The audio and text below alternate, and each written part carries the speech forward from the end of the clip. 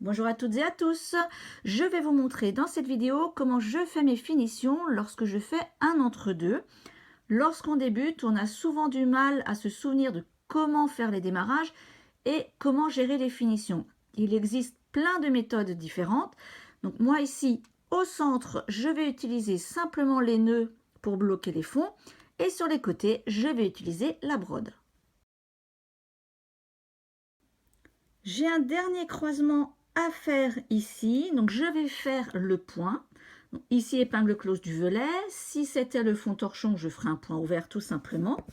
Donc là, je fais mon point fermé, je pose mon épingle. Et en fait, sous l'épingle, je vais refaire un point fermé. Alors, ce deuxième point fermé que je fais, ce sera la même chose pour le fond torchon ou le fond épingle close du volet. Donc, je fais un point fermé qui me permet en fait de rassembler mes fils derrière l'épingle. Je vais ensuite faire un nœud au centre, un nœud avec les deux fils de gauche, un nœud avec les deux fils de droite et je vais finir avec un double nœud au milieu. On commence donc avec les deux fils du centre, donc ils étaient croisés. Je les laisse croiser, je vais juste faire une boucle, passer donc un fil dans l'autre, un nœud, un simple nœud comme vous feriez pour vos chaussures. Je repose mes fils au milieu. Je prends les deux fils qui sont à gauche. Je fais pareil, simplement un nœud. Je l'emmène au plus proche. Je repose à la place. Je prends les deux fils de droite. Je fais un nœud au plus proche et je finis avec les deux fils de centre et je fais un double nœud pour vraiment tout caler. Alors, c'est aussi pratique parce qu'il arrive à ce moment-là, lorsque vous faites vos nœuds, qu'il y a un fil qui casse. Donc, le fait d'avoir déjà le point fermé et des nœuds sur les côtés permet de maintenir le tout. Et je m'arrête là et je vais tout simplement couper les fils. Alors, pour l'instant, je laisse quelques centimètres et je couperai à ras une fois que j'aurai sorti mon entre-deux du carreau. Vous pourriez tout aussi bien faire ce premier geste au-dessus de l'épingle, placer l'épingle, refermer 2 sur 3 pour rassembler les fils et faire simplement un double nœud avec les fils de gauche, un double nœud avec les fils de droite. J'aime moins cette méthode parce que nous aurons un nœud avec ces petits fils coupés sur la gauche et la même chose sur la droite. Donc le fait de faire ce point fermé sous l'épingle, je rassemble tous mes fils pour n'obtenir qu'un seul nœud. Mais vous pouvez choisir n'importe quelle méthode.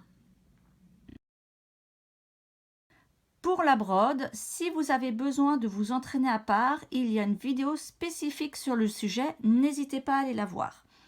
Sinon ici, j'ai ma partie donc, en mat, meneur en vert, paire derrière l'épingle en bleu foncé et j'ai encore une paire de fonds à introduire. Donc, je vais tout simplement faire comme je l'ai fait tout au long de l'exercice.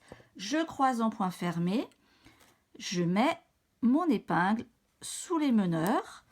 Je prends le temps de bien tout caler, 2 torsions sur les meneurs et je vais maintenant finir. Je vais mettre des épingles entre les paires pour éviter que mon travail, quand je resserre, remonte. Donc je vais créer une belle ligne. Je ne mets pas d'épingle entre les roses parce que ça va être trop serré. Donc, vous mettez une épingle entre chaque paire, côte à côte.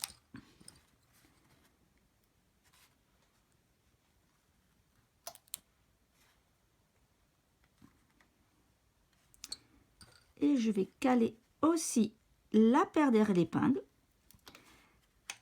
Ça va me servir de repère pour avoir cette ligne en bordure. Je prends ensuite mes meneurs et ils vont croiser. Alors ici, je vais prendre les 3 premières paires. D'habitude, dans la brode, c'est que 2. Mais comme celle-ci est vraiment au bord, vient du fond, je préfère prendre les 2 réelles paires de mon mat pour mieux stabiliser. Donc, je traverse en point fermé donc les 3 premières paires avec mes meneurs. Je vais bien tirer mes meneurs et bien tirer chaque paire croisée pour que mon tissage vienne se caler. Je prends mes meneurs et je les emmène simplement vers l'arrière. Je n'y touche plus. Je repars côté gauche puisque j'ai travaillé de gauche à droite. Vous pouvez très bien travailler de droite à gauche, ça ne change rien.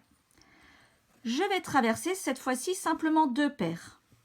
Une paire, 2 paires, toujours en point fermé.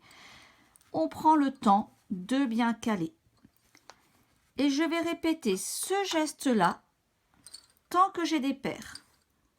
Donc une paire, 2 paires déjà traversées, j'en rajoute une 3e et je traverse en point fermé. Je rajoute une nouvelle paire, je traverse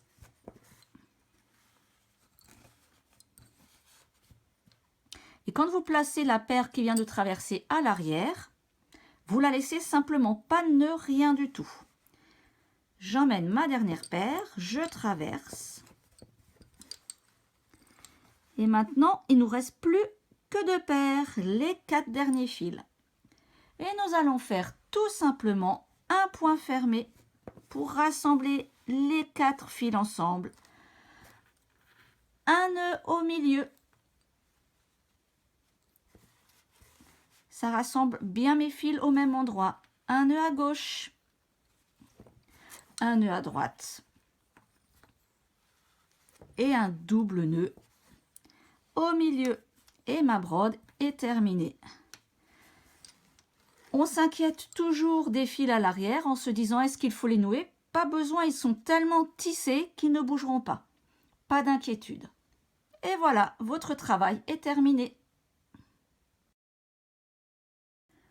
Pour couper les nœuds à ras, j'utilise un coupe-fil. Vous pouvez utiliser une paire de ciseaux de broderie, quelque chose de très fin. Et quand je coupe à ras, donc en général, je coupe déjà plus loin pour dégarnir, dégager un petit peu ma zone de travail. Et je vais vraiment venir à ras. Je ne laisse pas forcément dépasser. Souvent on voit ça, vous laissez dépasser un bon morceau de fil de peur que ça ne se défasse. N'oubliez pas le nombre de nœuds que nous avons fait ici. Donc vous pouvez vraiment y aller pour que ce soit le plus discret possible. N'hésitez pas. L'exercice est terminé. Bravo à vous. On se retrouve très bientôt pour d'autres projets. Bonne dentelle!